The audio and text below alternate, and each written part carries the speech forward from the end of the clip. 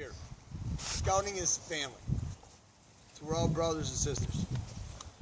And we lost one of our family members a couple years ago. You guys mostly probably didn't know him, Nate Walter.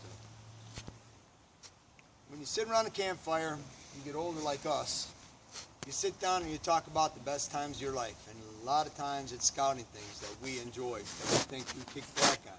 And not the good camp out to 70 degrees. We're talking about the ones where you got tornadoes and hail and snow and all that you made it through together as a family. I would like Mr. Walter to give you one of those stories about his son, so you're not here watching us dedicate this pole to him. You're gonna, not just the name carved into the rock, but you're gonna know a little bit about who Nate was. So, if you could please. I'll do my best. So,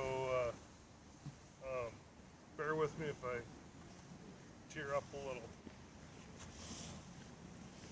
So, it was a little over a year ago that we lost Nathan. Just 3 months, no, 6 weeks. 6 weeks before the accident, Nathan was struck by a car. He succumbed to the injuries a couple weeks later. But just 6 weeks before the accident, we had Nathan's Eagle Scout ceremony. So, as we're getting ready for the Eagle Scout ceremony, I was talking with Nathan, and I said, let's, tell me about what your favorite memory of Scouts was. So he came back with one trip. In 2010, Nathan had the opportunity to go to the Scout Jamboree, the last one they had at Fort Achy Hill, with a council contingent. And he had a great time. Was gone for what, 2 weeks? Gone for 2 weeks for that. The day he got back, he got to sleep in his bed for one night, and we took off and went to the Boundary Waters in Canada and went for another 9-day trip, I think, up there.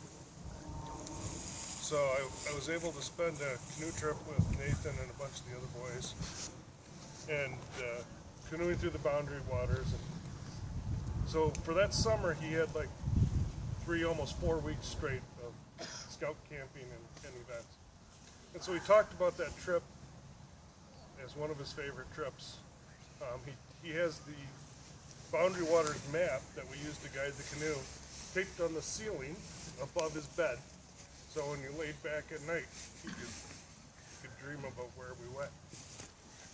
So that was pretty neat. So as we were talking to him about that, I said, as all you Scouters know, when kids reach the age of Eagle Scout, sometimes they don't want to be Boy Scouts anymore. And so I asked Nathan, as we're going to the Eagle Scout ceremony, I said, what do you want to do with the troop? Do you want to stay involved? Do you want to slowly back out? It's kind of up to you. And he said to me, Dad, I can't remember a time when I wasn't a Scout. So I think that line is why I'm still involved with Scouting now, even though Nathan isn't. Because all his life, he started in Cub Scouts as a Tiger. And that's all he remembers, is being a part of Scouts and camping and the fellowship and all of that. So, this means the world to my wife and my daughter Emily here, to us, that you guys would do something like that for us. So we really appreciate it. And that's a little bit about Nathan. If you want to know more about Nathan, come talk to me. I'll talk your ear off about him. He was a great kid. I wish you all could have met him. Thanks.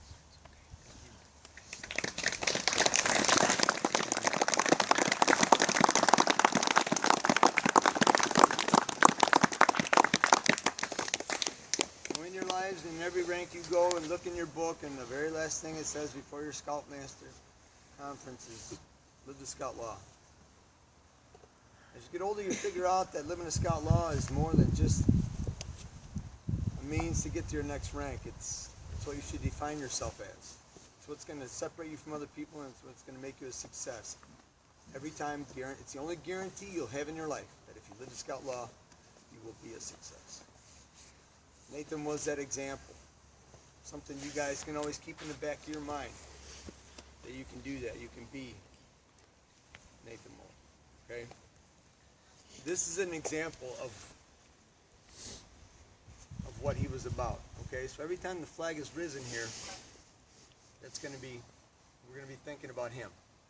Because him, and we got another boy that we lost a few years ago, they're clearing our sight for when we get up there. They're looking down on us right now. Okay, so I want everybody here to take a moment in your own way and reflect for our loss.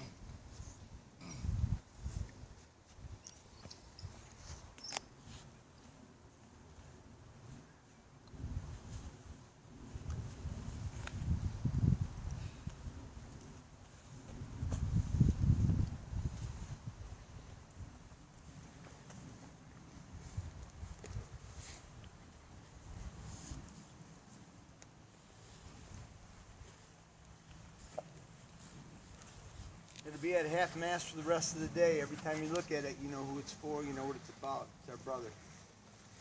Thank you for your time. Carry on. Appreciate it. Before you go, we got other stuff to do. So I need